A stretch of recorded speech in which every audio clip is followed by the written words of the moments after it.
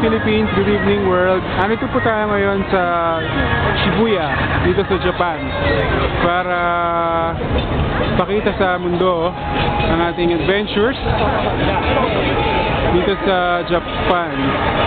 At ngayon po, maghanap tayo ng pwede natin makausap. Teka, ito yata. Excuse me. Hey. Japanese po ba kayo?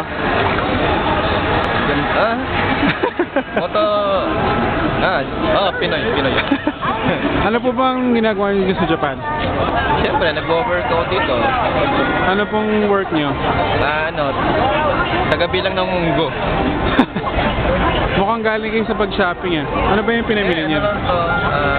Patuka lang sa mga manok ko to May asyenda kasi yayan ako dito. Tagapagmana ako ng Yamashita.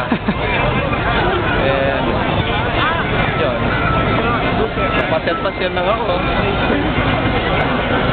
Bilang taga-trabaho sa Japan, ano bang makikita natin na espesyal dito sa Shibuya? Ang daming tao. Sabi nila, ito daw pinakamaraming tao dito sa mundo na busy. Hindi nawawala ng tao dito Mas madami pa bang tao dito kaysa Divisoria? Sa Divisoria, maraming tao. Kaso, naabot lang ng alas 9 ng gabi. Wala na. Dito, 25 hours. Maraming busy tao.